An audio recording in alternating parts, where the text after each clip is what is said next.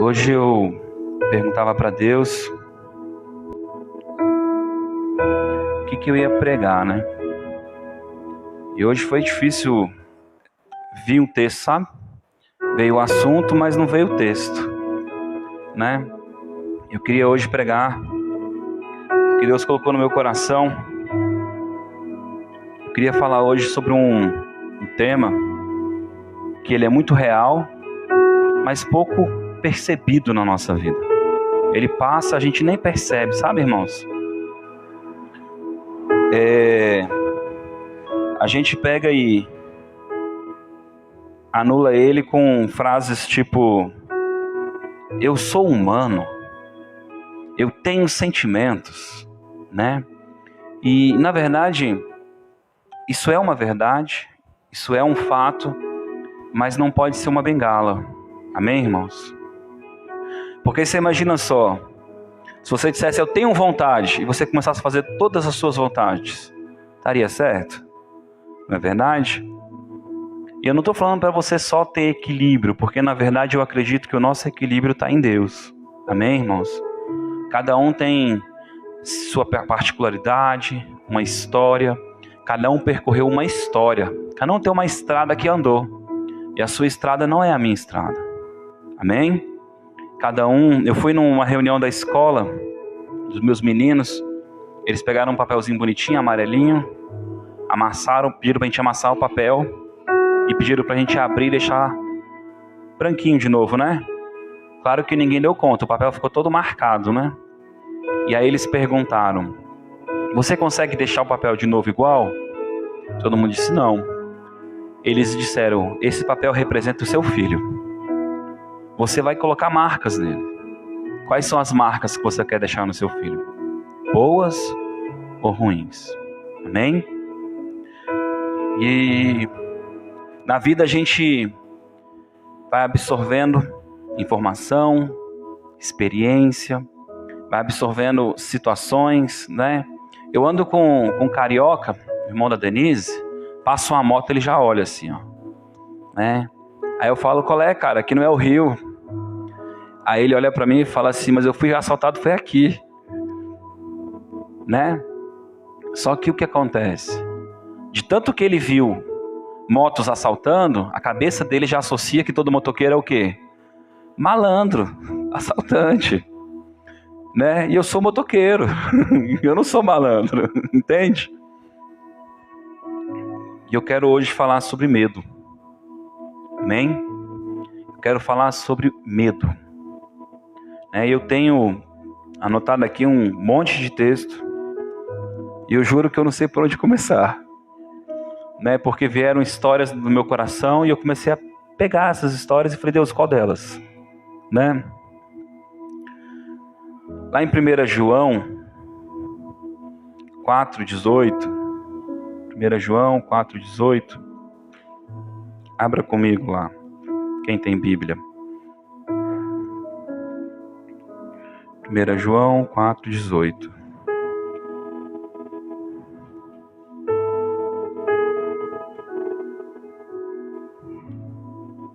Olha que bonito isso.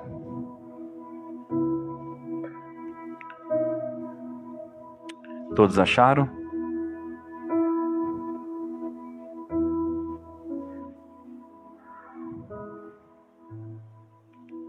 Primeira João 4,18. No amor não há medo. Amém, irmãos? Diga: no amor não há medo. Antes, o perfeito amor lança fora o medo, porque o medo produz tormento. Diga: o medo produz tormento. Alguém já ficou atormentado com alguma coisa? É bom? Você sabia que o medo paralisa? E nessa noite eu quero falar com medo, mas porque Deus disse para mim que tem pessoas aqui que são paralisadas com alguma coisa. que não conseguem romper em algumas áreas da vida por causa do medo. E interessante que eu comecei, desde tarde eu estou tentando futucar isso e não vem. Tudo que eu procuro sobre medo vem assim: eu sou tua força, eu te ajudo, eu estou contigo. Eu falo: Jesus, eu quero o contrário. Mas eu não entendi por que Deus estava falando dessa forma comigo primeiro. Deus falou para mim: sabe por que eu sempre me apresento? Eu sendo a tua força, eu sendo o teu auxílio, eu sendo a tua ajuda? Eu fiquei: não, Senhor, não entendi o que o Senhor quer dizer com isso. E Ele me fez lembrar uma frase que eu falei essa semana para alguém. Eu disse para a pessoa essa semana, eu falei assim: eu não procuro saber a força do diabo, mas reconhecer o tanto que Deus é presente na minha vida e o tanto que Ele é forte. E Deus falou: exatamente por isso, porque eu quero que as pessoas reconheçam, entendam, acreditem. Olha lá em 1 Josué. A palavra Josué significa libertador. Você sabia? Jesus chamou um cara para ser libertador. Coisa linda, irmãos. 1 Josué.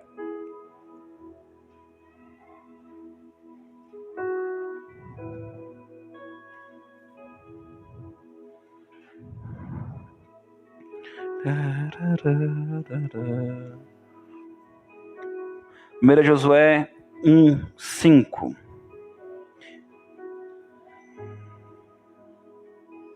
E olha o tipo de texto que Deus começou a gerar no meu coração. Ninguém te poderá resistir todos os dias da tua vida. Diga: ninguém poderá me resistir todos os dias da minha vida. Por quê, irmãos? Porque eu malhei muito. Porque eu sou dono de muita bomba, muito dinamite. Tenho muito dinheiro, irmão. Meu Deus. Amém? Como fui com Moisés, assim serei contigo. Nunca te deixarei. Jamais te desampararei. Mas sabe o que Deus pede para a gente? Lê o verso seguinte. Ele diz: esforça-te.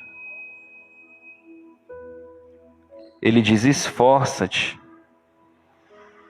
Esforça-te. Tem bom ânimo, porque tu farás este povo herdar a terra que jurei a teus pais, que te darei. Esforça-te, tem bom ânimo. Amém? 1 Samuel, capítulo 17. Esse texto é um texto que a gente acaba citando muito, né?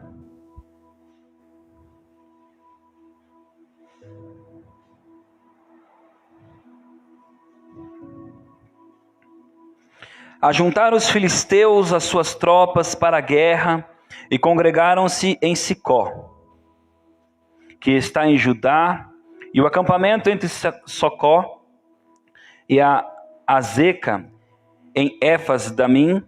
Saiu os homens de Israel, se ajuntaram e se acamparam no vale de Elá, e ali ordenaram a batalha contra os filisteus. Os filisteus estavam no monte de um lado e os israelitas estavam no outro. Do outro lado, entre eles, um vale. Saiu do acampamento dos filisteus um homem guerreiro, cujo nome era Golias, de Gate, que tinha 6 côvados e 1 palmo de altura. Irmãos, 6 côvados é aproximadamente 3 metros de altura. É grande. Quer cair no braço com esse homem? Esse homem, quando ele saía para a guerra, ele usava uma lança tão grande que ia um cara lá na frente segurando ela. De tão grande que era a lança dele. Alguém tinha que apoiar ela. Esse homem, ele era tão grande, tão guerreiro, tão forte. A aparência dele era de tanto empoderamento que ele fez uma proposta. Para que os homens vão morrer, se desgastar? Escolha um de vocês e lute contra mim.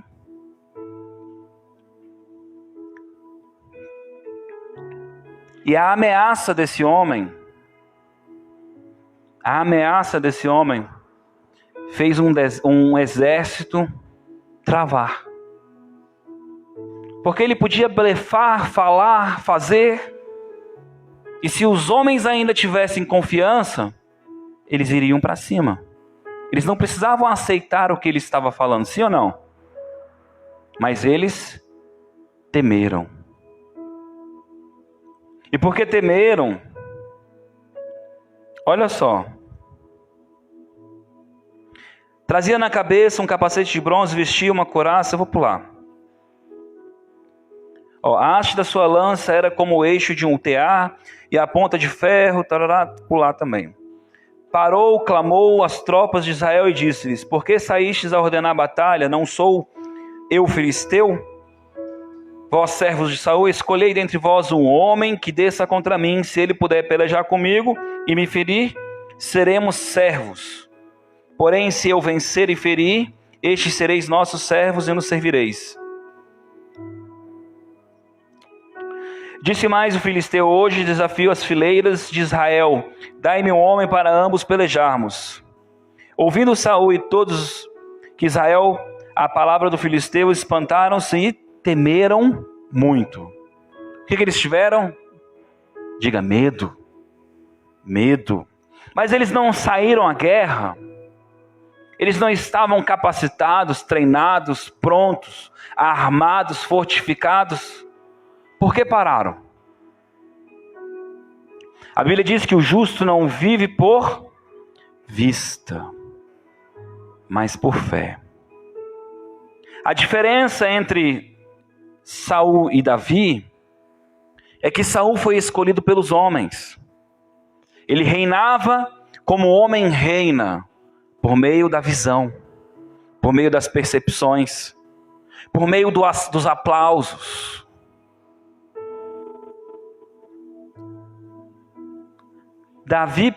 Saul perdeu o reino porque não queria perder os aplausos. Ele perdeu o reino fazendo o holocausto, mas o holocausto não era para Deus, era para os homens. Quando Samuel foi chamar a atenção dele, ele disse: saímos junto, para que os homens ainda achem que Deus está comigo.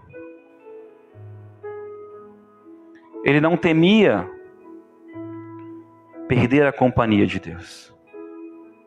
O seu futuro já era certo. Amém, irmãos?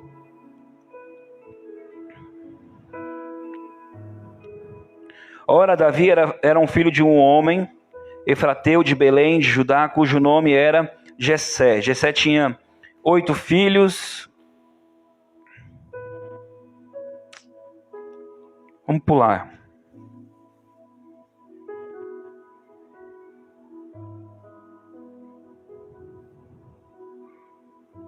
Lá no 23. Estando Davi ainda a falar com eles, veio subindo o exército dos filisteus, o homem guerreiro, cujo nome era Golias, o filisteu. Falou conforme aquelas palavras que Davi as ouviu. Quando todos os homens de Israel viram aquele homem, fugiram diante dele e temeram grandemente. Diziam uns aos outros: viste aquele homem que subiu? Subiu para afrontar Israel. A quem matar o rei, cumulará de grandes riquezas, e lhe dará a filha, e fará a casa de seu pai livre de impostos.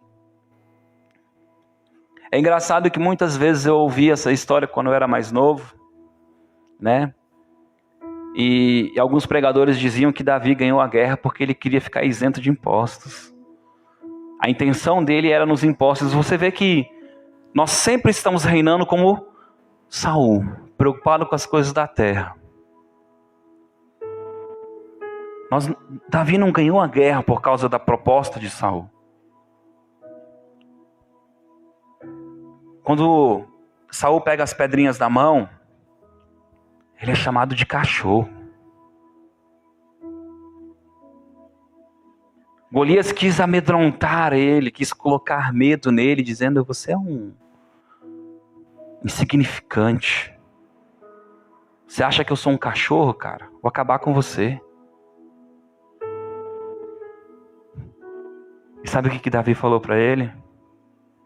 Quem esse incircunciso pensa que é? Eu amo essa frase, sabe por quê? Porque quando a gente lê assim, a gente não entende. Sabe o que ele está dizendo? Quem é esse homem que não tem a marca de Deus? Quem é esse homem que não tem uma aliança com Deus? Quem é esse homem que não clama a Deus? Pensa que é. Eu não vou a ti pela minha força. Eu vou a ti pelo Senhor dos Exércitos. Ele não estava confiando nas pedrinhas. Eu acho que se ele não tivesse nem lançado pedra, Golias tinha caído do mesmo jeito. Você estudando um pouco das armaduras, você vai perceber que o único lugar que a pedra podia entrar foi onde entrou, no capacete de Golias. O único lugar. Não tinha outro lugar para a pedra entrar. Só tinha um buraquinho. E a Bíblia diz que ela cravou no crânio dele. E aí o Nanico arrancou a cabeça de Golias e segurou na mão. Parece cena de filme, né? Dos 300, né? Mas não é, irmãos. Ele não estava escarnecendo de Israel. Ele não estava escarnecendo de mim e de você. O problema é que quando a gente está na circunstância, a gente olha para a gente. E nós devemos olhar para o Senhor. Eu lembro que eu tenho uma experiência a respeito dessa história. Eu queria muito sair de um emprego, irmãos. Mas muito, muito, muito, muito, muito mesmo. Eu me sentia envergonhado naquele lugar. Tinha um bom salário, era novo, mas não queria mais estar lá. E eu lembro que quando eu coloquei no meu coração, eu ficava falando pelos cantos, murmurando: eu quero sair, eu quero sair, eu quero sair.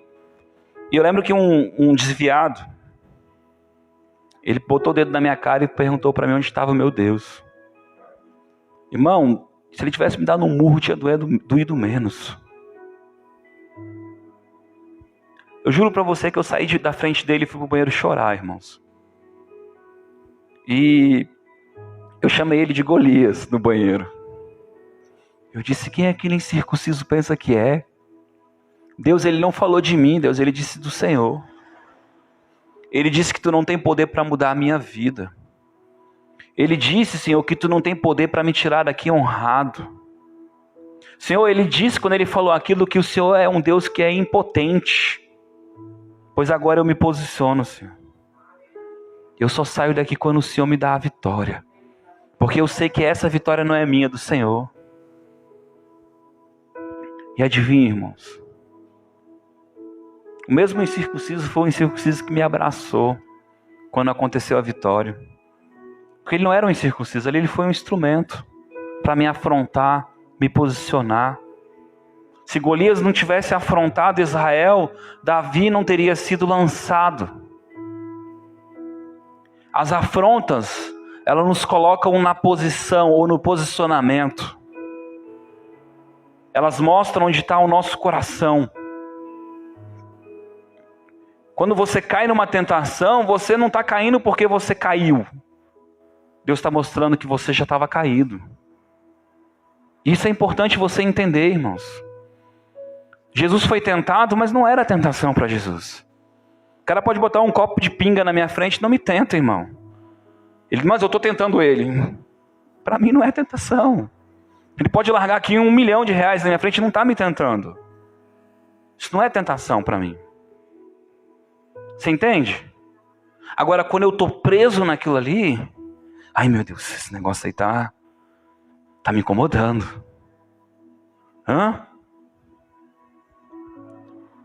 Tudo aquilo que a gente luta, a gente está preso ainda, irmãos. E a gente tem que entender isso.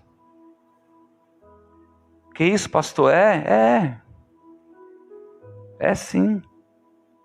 Por quê? Porque você ainda não conseguiu descansar e entregar de fato ao Senhor. Olha só que interessante, Juízes 13. Eu gosto muito dessa história, irmãos. Porque, primeiro que são 2 milagres. Juízes, misericórdia. 7:13.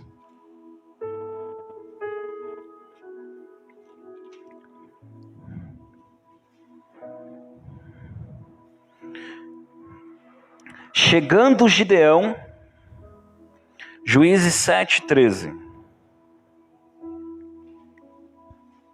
Só para contextualizar, Gideão é chamado para libertar o povo que afligia, que prendia, que coagia, que roubava, que saqueava. Amém? Então aquele povo vivia debaixo de medo, se escondendo. Gideão, ele cultivava escondido.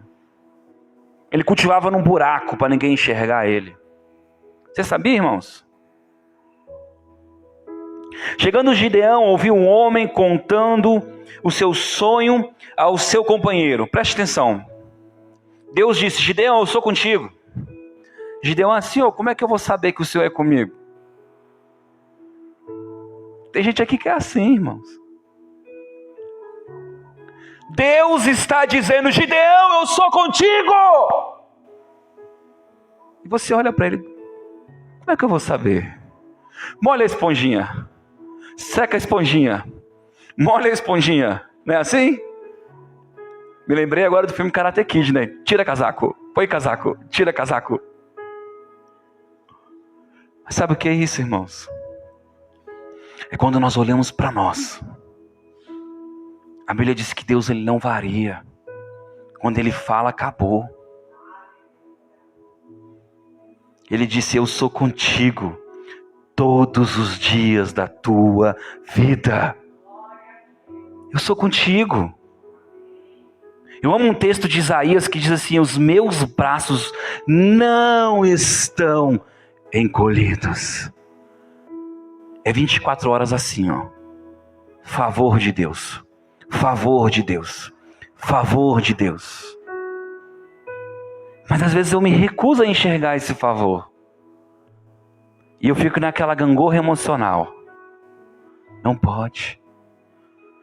Tem um caboclo aí que está tendo uns probleminhas e já está desistindo, querendo trocar o projeto. Pode não, cara. As coisas não podem te vencer. Você tem que vencer as coisas. Elas são escravo seu. Deus te deu para que elas te beneficiem, para que elas te favoreçam. Você entende?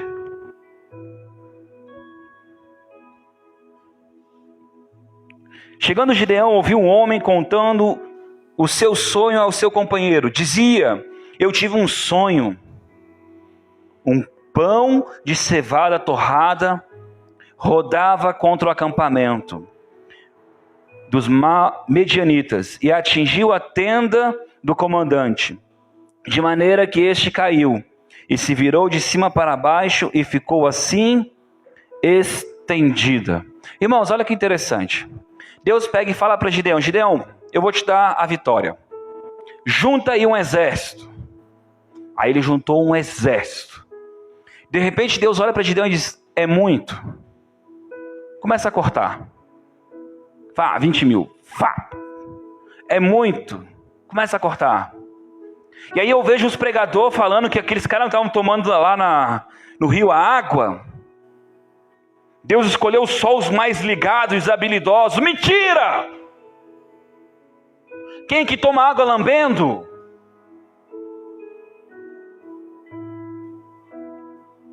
Deus não vê como o homem vê.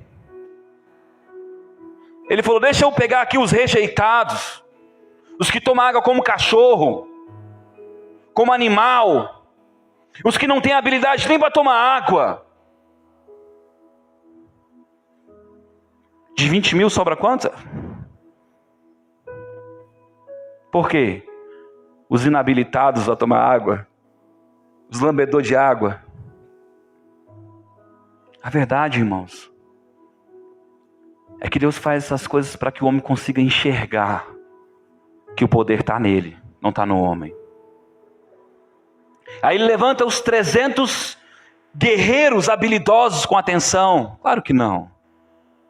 Aí ele pega e dá uma bazuca para cada um. Ó, segura essa tochinha. Eu acho o máximo. Você segura essa tocha e você segura essa trombeta.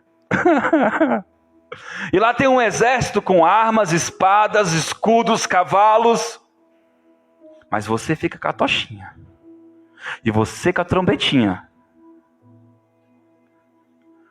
Você tem noção do que é guerrear contra um exército com trombetinha e tochinha? Sabe por quê? Porque a força não está no exército. Está nisso aqui, ó.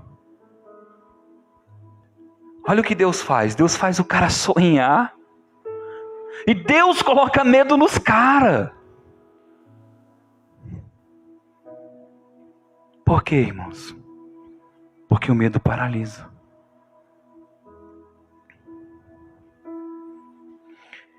Respondeu o seu companheiro: isso não é outra coisa senão a espada de Gideão, filho de Joás. Homem israelita, Deus entregou nas mãos deles os midianitas e todo este acampamento. E ainda botou os caras para pregar um contra o outro. Você está entendendo? Sabe por que o diabo é chamado de pai da mentira? Eu acho engraçado que eu já discuti isso com várias pessoas. Elas sempre dizem a mesma coisa. E elas repetem, porque ele fala mentira. Sim, irmãos, é claro que ele fala mentira. Mas do que está falando? Qual é a mentira? Irmão, ele fala o que é contrário a Deus. Se ele chegar para um orgulhoso e falar assim, continua que tu é orgulhoso e está dando certo, ele está mentindo? Não, está dando certo. Mas esse tipo de caráter é contrário a Deus. Então, o que ele está fazendo, na verdade, é você fazer aquilo que você quer fazer, sem a direção de Deus. Ele está te distanciando do caráter de Deus, está te distanciando do cuidado de Deus, da proteção de Deus. Olha que interessante. Lá em Jó capítulo 3.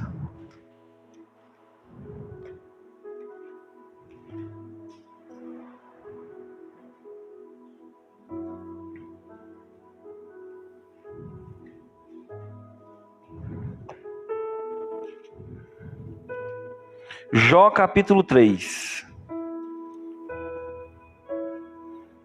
A gente colocou o louvor de Jó.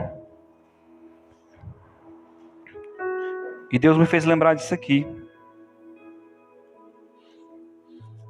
Jó capítulo 3, 25.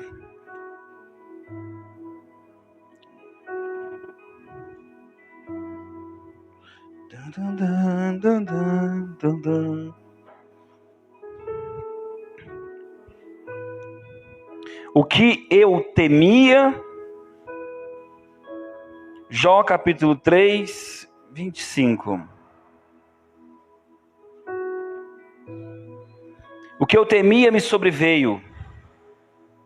O que receava-me.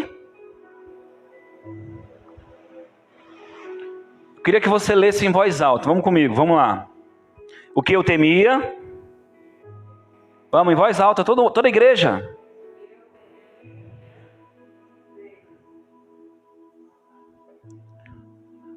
Você percebe que o que você crê é o que você vive? A Bíblia diz que assim como o homem crer no seu coração, ele será. Quanto tempo você vai ficar dando ouvidos às informações, às vozes? Eu não gosto de ver jornal, irmãos. Que isso, pastor? Você é um ignorante? Não. Para ver sangue, eu prefiro ver filme. Irmãos, passa álcool, passa máscara, passa não sei o quê, cuidado, olha ali. No dia que eu parei assim, eu comecei a refletir sobre o Covid, né? Eu parei e falei, cara, isso é que nem o demônio, velho. Como assim, pastor? Nada a ver. A gente não enxerga. Essa parada não dá pra ver. Eu não vou ficar louco com isso, não. Deus, se tu quiser me levar, tô pronto. Mas sabe qual é a convicção que eu tenho? É que não é agora. Não é agora. Então eu não tenho medo de jeito nenhum. Essa semana eu brinquei com uma pessoa, mas eu falei assim, cara, eu beijo na boca de alguém que tem Covid. Eu como a saliva dela, eu não tenho medo. Isso não é grosseria, irmãos. Isso é convicção. E não estou dizendo para você fazer nada do que eu estou falando.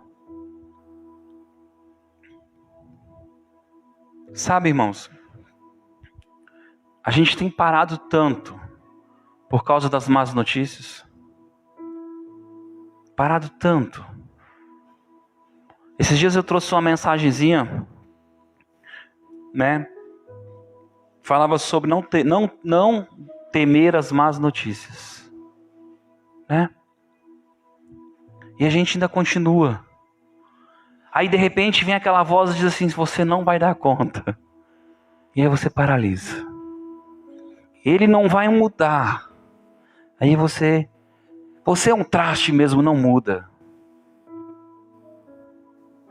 Não, irmão. Não é assim. Quando vem essa informação e você falar isso, você vai dizer o quê? Agora eu vou repetir 1 milhão de vezes, você é uma bênção. Você é uma bênção. E aí você vai dizer assim, dentro do teu coração, você vai dizer assim, mas ele não é. Mas tu diz assim, mas eu vou ver. Eu vou ver. Porque Deus é poderoso, irmãos. Para fazer muito mais do que pensamos e imaginamos. E sabe o que é interessante? É que você pega aquela historinha do sonho.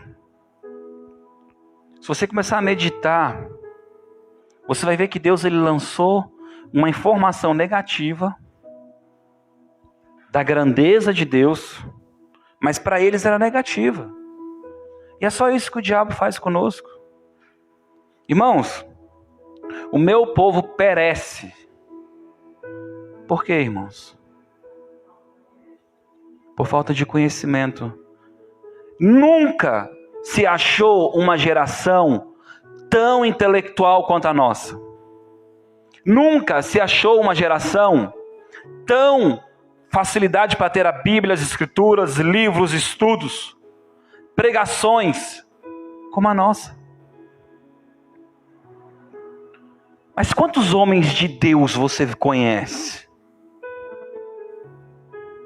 Quantas pessoas você olha e fala assim, cara, esse cara é diferenciado? E não estou falando para você imaginar um cara de branco, porque isso aí é externo. Os meus pregadores são os pregadores que são radicais. E eu não prego nem 10% do que eu ouço. Porque eu sei que a igreja não aguenta, não suporta. Mas é os pregadores que me edificam. Cara que fez promessa de não tomar remédio a vida toda. Sabe por quê? Porque ele sabia, porque ele sabia, porque ele sabia, porque ele sabia que Deus era com ele. E ele passou a vida vendo milagres e sinais. Pessoas que entravam em meio à zona de pandemias, como malária, e a malária morria, e ele ficava intacto. Por quê? Eles jogaram a bactéria nele, no sangue dele, e a bactéria morreu em contato com o sangue dele. Por quê, irmãos? Sangue mata a bactéria, irmão? Mas a unção mata. Eu não olho para o tamanho do diabo. Essas são as pessoas que são os meus heróis. porque eu sei um lugar onde eu posso chegar. Eles já deixaram uma estrada pronta. E aí, o que acontece? Seu amigo olha para você e diz: tá difícil. E o que você acredita? Que tá? Quando a gente construiu aqui fora, quando eu comprei essa casa, disse que ia construir aqui fora, disseram para mim: não, vão derrubar. Eu disse: não. Vão derrubar, não pode. Aí eu, dentro do meu coração, eu sorri e dizia assim: eu sei quem mandou. Deus não me deu um projeto para ser falido. Você entende? Agora, irmãos, não é porque eu tenho problema que não é de Deus. A gente tem que deixar de ser infantil. Se tudo der certo é Deus. Isso é infantilidade. Diz para Jeremias, que foi envergonhado, caluniado, colocado em buraco, colocado em lugar em vergonha, pendurado em jaula. Diz para ele que Deus não estava com ele. Diz para o teu Cristo, para o meu Cristo, que Deus não está com ele. Nós temos que amadurecer. A Bíblia diz que Jesus, ele passou a vida amadurecendo. Ele amadureceu pelo que ele padeceu. Você sabia disso? Que Jesus, porque padeceu, ele foi aperfeiçoado.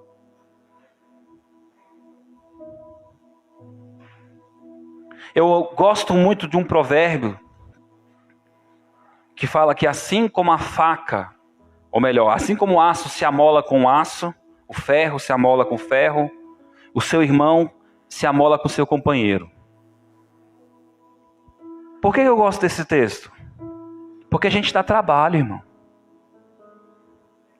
Um dia chegaram para mim e começaram assim: porque pastor deve ser um saco. Eu falo assim: cara, se eu tivesse preocupado com isso, eu tinha escolhido outra coisa.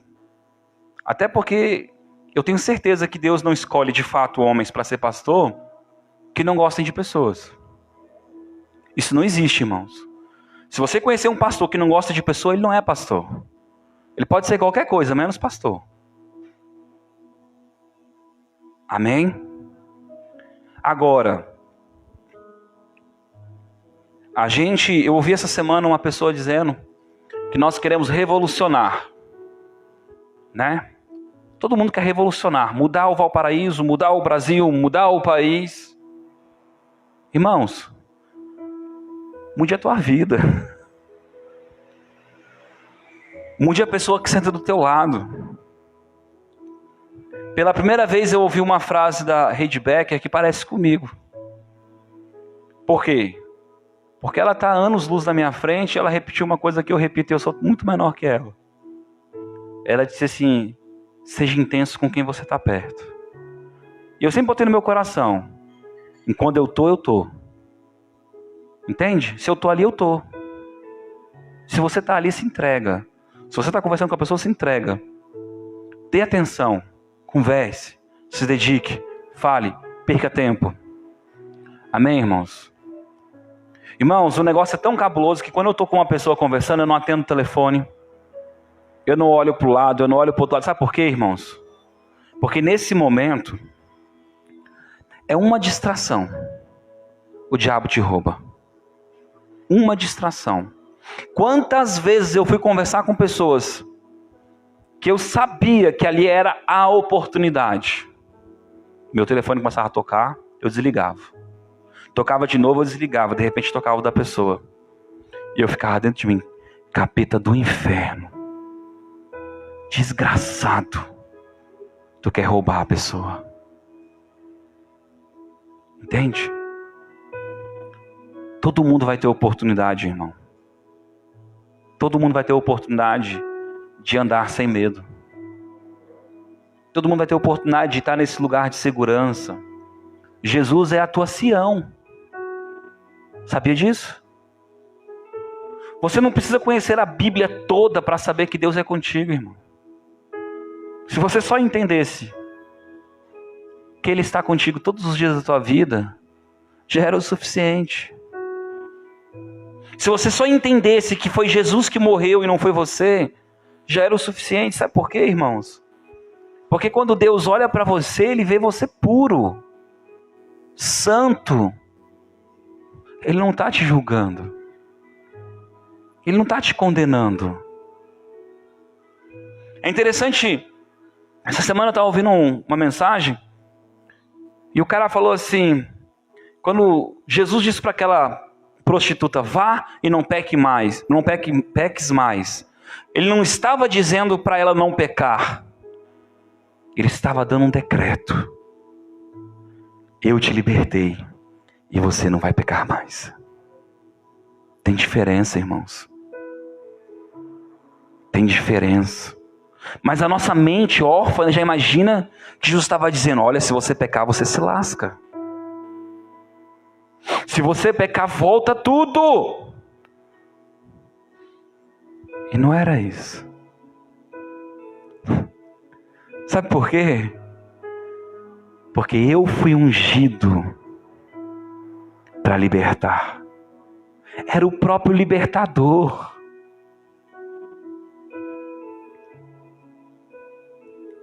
Jesus, quando Ele fala, irmão.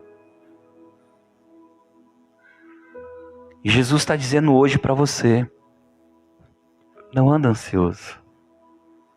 Não anda preocupado. Você sabe que Jesus é sábado? Quem sabia que Jesus é sábado? Jesus é o sábado. E um dia eu posso pregar sobre isso, irmãos. Jesus é descanso. Jesus é a cidade prometida que Deus enviou para nós, a terra prometida. Ele é o nosso sabá. Ele é o nosso descanso. É nele que nós estamos descansados. É nele que nós somos prósperos. Porque Ele é o príncipe da paz. O Caio entendeu, eu acho. Ele mandou um estudo sobre prosperidade, que prosperidade significa paz, que significa plenitude.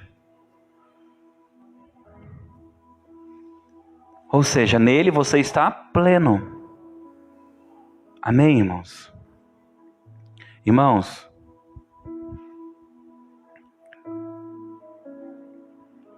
nós precisamos de fato entender o nosso propósito nessa terra. Quem sabia que você tem uma medida de fé? Você sabia que você tem uma medida de fé? Que a sua medida é diferente da minha?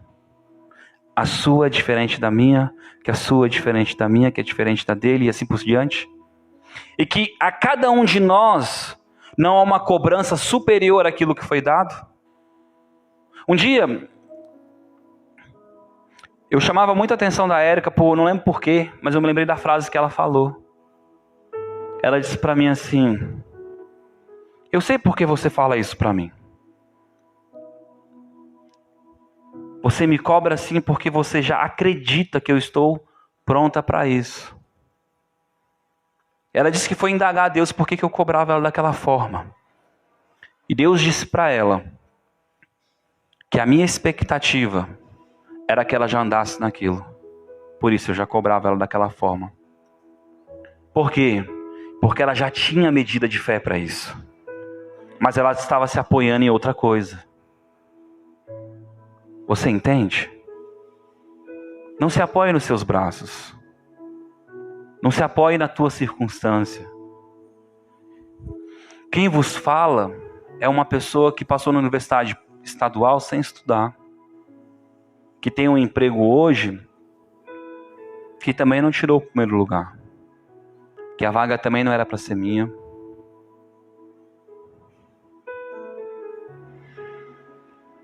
Quando eu estou muito quebrado, meu chefe resolve sair de férias. Só para me ganhar o salário dele.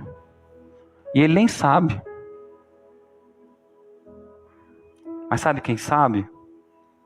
Deus. Quando eu estou muito duro, liga um amigo e fala assim: John, estou querendo te emprestar uma grana, quer? Já aconteceu com você? Sem você pedir? Já?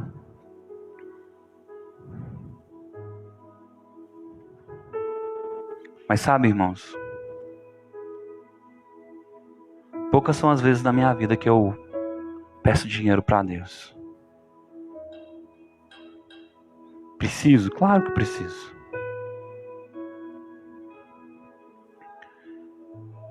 Por que a gente não pede? Porque eu acho que Ele sabe. Eu acho não, eu sei. A Bíblia diz, eu sei. Eu sei o que vocês precisam. Eu demorei uma semana para orar pelo meu pai. Meu pai internado. Por que você demorou uma semana? Porque um dia à noite eu ouvi uma voz. E essa voz dizia assim: eu vou levar teu pai. Quando eu ouvi essa voz, eu disse: não vai não.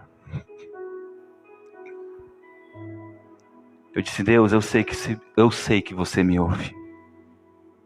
Eu sei que você me ouve. Os mortos não te louvam. Dá uma segunda oportunidade para ele te louvar. E assim começou a ser na minha oração. Os mortos não te louvam. E eu não tinha contado isso para ninguém ainda. Por quê? Porque da mesma forma que eu sei que Deus ia me falar se fosse acontecer alguma coisa, agora eu estou lutando para que não aconteça. Sabe por quê? Porque eu sei que nós somos chamados para adorar, para construir algo diante de Deus.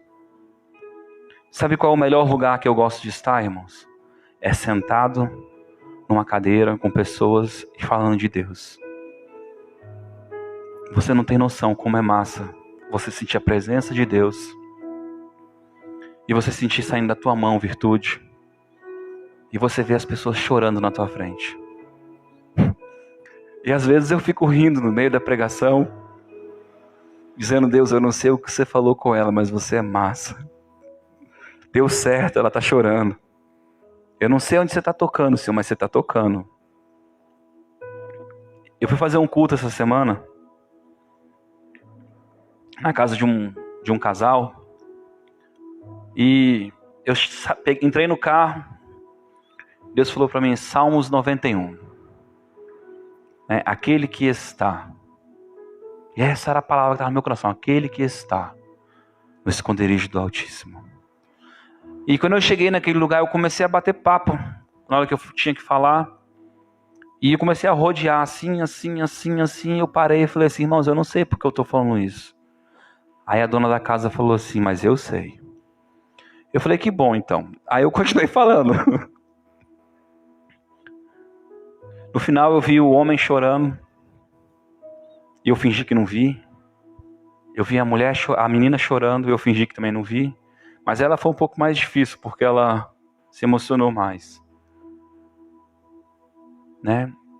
E a irmã olhava para mim e eu perguntei se alguém tinha alguma enfermidade. E a irmã disse que tinha. E eu dei um decreto e não aconteceu, irmãos. E aí veio no meu coração duas coisas. Ela é crente e ela está com mágoa. Por isso eu não tive autoridade. Eu falei: repete comigo a oração. Eu fui e tentei de novo, não deu. Eu senti a unção sair, mas ela saiu mirrada. Eu falei: não, tá errado. Eu falei: irmã, tem mágoa de quantas pessoas? Era só de 2. Ela fez o pedido de liberar perdão. A perna começou a melhorar. Mas não melhorou totalmente. E eu olhei para ela e falei assim: irmã, perdão é um processo. E a senhora precisa entrar nesse lugar de começar a orar abençoando essas pessoas. Amém? E às vezes, irmãos, você precisa se perdoar. Sabe, tem gente, irmão, que se cobra demais. Amém? Tem gente que se cobra demais, irmãos. Quem anda nesse lugar que eu falei, lá de João capítulo 3, 1 João, é de 1 João capítulo 4, 18. Não anda em medo. Porque no amor, sabe o que é o amor? O amor é a plenitude de Deus. O amor é um lugar onde você se sente protegido. Você sabia que Jó temia? Tem gente que não concorda, irmãos, mas eu concordo, eu acredito nisso plenamente. Jó era totalmente protegido por Deus, porque segundo a medida de fé dele, ele era justo. Deus não mente, mente? Deus disse que ele era o quê? Justo. Porque conforme a medida de fé dele, era o que ele conhecia de Deus. De ouvir falar. E ele era fiel nisso, irmão. Mas ele temeu. E ele temeu. E sobreveio para ele o quê? Desgraça. Mas mesmo nesse lugar onde as coisas externas estavam acontecendo, Deus tinha dado uma palavra. Toque em tudo, mas não na vida dele. Ele é meu. Ele é meu. Esse processo está acontecendo porque eu quero que ele se conheça. Você sabia que a Bíblia diz que ele se perdeu pelo que ele muito falou? Você sabe o que é se perder pelo muito falar?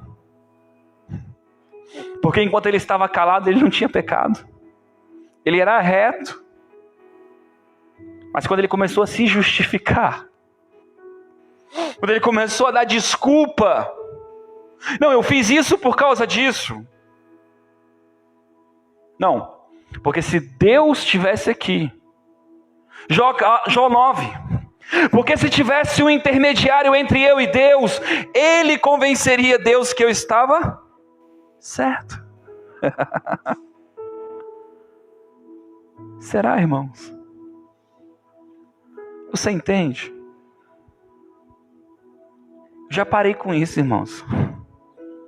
Eu oro para Deus e eu falo, Deus, eu sei que tu estás comigo. Eu posso não estar entendendo, mas eu estou aqui. Comece a fazer isso, irmão. Quando você não entender, diga para ele que você não está entendendo. Quando está doendo, diga que está doendo. Mas sai de você e diz assim, mas eu sei. Oh, eu sei que tu se levantará. O meu Redentor vive. Eu sei. Sabe, é você ter certeza de que ele está vendo. Jó não via a muralha em volta dele. Eu vejo. Porque eu acreditei nesse texto. E eu digo, Deus, assim como Jó tinha uma muralha na minha vida, também tem. Eu creio. Tem uma cerca em volta de mim, eu creio. Você não tem noção como eu creio nisso, irmãos. Quando eu vou orar com os demônios, eu fecho o olho, porque eu sei que ele não vai bater em mim, porque tem anjos comigo. Todo ministro de libertação diz, não feche os olhos. Eu fecho. Ele está comigo. Quanto mais desprovido de mim, mais ele cresce. Sabe o que acontece quando você cai no braço com uma pessoa endemoniada? Você toma uma peia. Uma vez eu vi um ministro de libertação, o demônio veio e ele virou as costas. No que ele virou as costas, o cara parou. Por que isso, irmãos? Você não entendeu? Ele não virou as costas porque ele estava com medo. Ele virou as costas porque ele disse, não é pela minha força.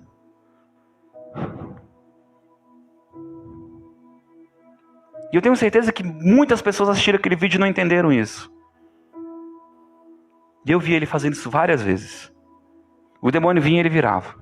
O demônio vinha e ele virava. Como diz o meu primo, um dia um demônio apareceu para ele à noite, ele olhou para ele e disse assim, estou cansado demais de falar contigo. voltou a dormir. E muitas vezes eu faço isso também, irmão, quando começo a ouvir. Quantas vezes, irmãos, eu tiro o demônio, eu saio para os lugares, e o demônio vai comigo conversando. Eu vou te matar. Eu vou te destruir. E dá vontade de rir, irmãos. Sabe por quê? Porque eu sei que se ele pudesse, ele já tinha feito isso. Uma vez eu estava expulsando um demônio. Na hora que eu confrontei ele olhou para mim e disse assim: você se acha, né? E eu não estava me achando, irmão. Um pouco. Não estava me achando. Eu só tinha tanta convicção que Deus estava comigo. Entende? E eu quero que você busque isso dentro do teu coração. Essa certeza. Que não é pela tua força, que não é do teu jeito, não é da tua maneira. Que Ele vai usar a tua pouca fé. Mas ela é o suficiente, irmãos. Eu amo quando Jesus ele chega para Tomé. E ele disse assim: toque, Tomé. Você não deu um glória porque você não entendeu.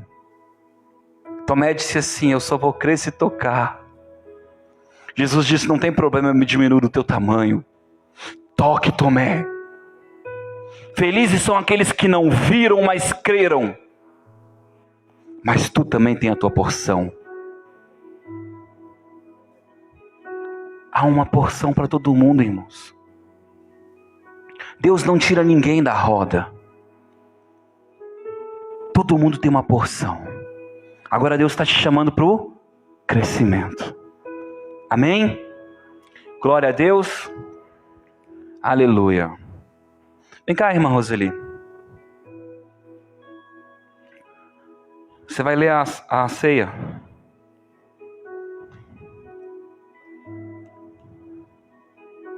Pode ser, não pode?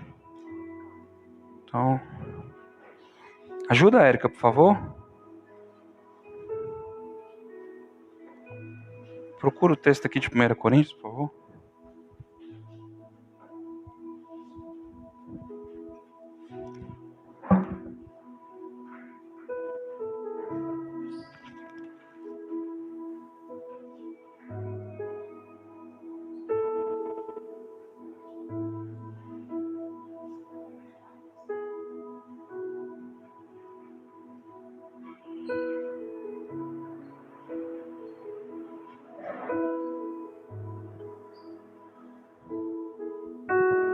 Amém, glória a Deus.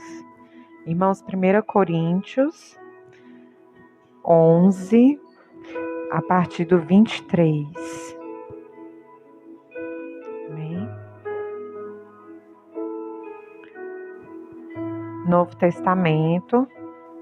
Um bocadinho mais para frente. Amém.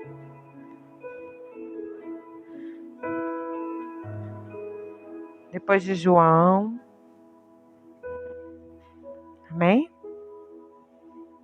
Amém? Glória a Deus. Porque eu recebi do Senhor o que também vos entreguei. Que o Senhor Jesus, na mesma noite em que ele foi traído, tomou o pão e, tendo dado graças, ele o partiu e disse: tomai, comei, isto é o meu corpo que é partido por vós. Fazei isto em memória de mim. Depois, da mesma maneira também, ele tomou o cálice, depois de cear, dizendo: este cálice é o Novo Testamento no meu sangue. Fazei isto todas as vezes que o beberdes, em memória de mim. Porque todas as vezes que comer deste pão e beber deste cálice, proclamais a morte do Senhor até que ele venha. Amém?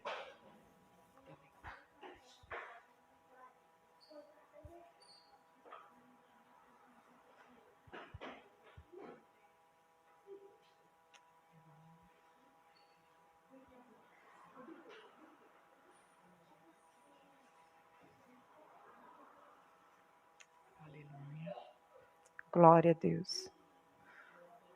Louvado e engrandecido é o nome santo do Senhor. Oh, aleluia. Eleve seu pensamento ao Senhor nessa hora. Oh, glória.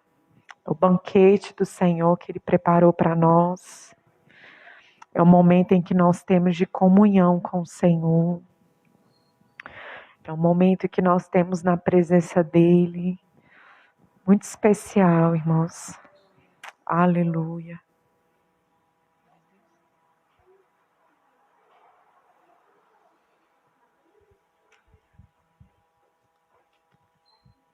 Amém, irmãos? Glória a Deus. Vamos colocar de pé, vamos? Irmãos, este é o cálice da nova aliança. Amém? Deus fez uma aliança nova contigo. Amém? Esse sangue é o sangue da remissão dos nossos pecados. É o sangue que te lava. É o sangue que te purifica. É o sangue derramado por você. Amém? E eu queria que você agora, quando você tomasse, você imaginasse agora no teu coração todo o teu corpo sendo santificado, lavado, que você começasse a declarar que todo medo vai sair agora, todo espírito de aflição vai sair agora, porque esse sangue veio para te resgatar. Amém? Tomai todo mundo agora, em nome de Jesus.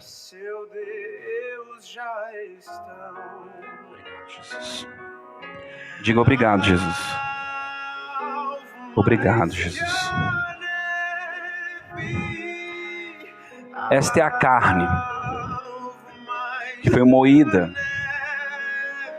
Um dia eu preguei sobre isso e eu frisei aquele texto que fala: e Deus se agradou em moer. Mas sabe por que Ele se agradou? Porque Ele viu você livre. Ele fez por amor a você. E é essa carne. A Bíblia diz que sobre a carne de Cristo estavam as nossas enfermidades. Mas não são só físicas. São enfermidades da alma. São da nossa emoção. São as prisões do passado. É a dívida sendo paga. Amém? Participa aí todo agora da carne de Cristo agora. Em nome de Jesus. Obrigado, Jesus. Obrigado, Jesus. Em nome de Jesus, eu declaro sobre a tua vida a santificação do Senhor. Tu és justo, porque foi justificado pelo Senhor. Glória a Deus. Diga: mais que vencedor. Eu sou em Cristo Jesus. Aleluia. Glória a Deus. Pai, em nome de Jesus, Pai, que a tua bênção, Pai, venha sobre todos aqui deste lugar.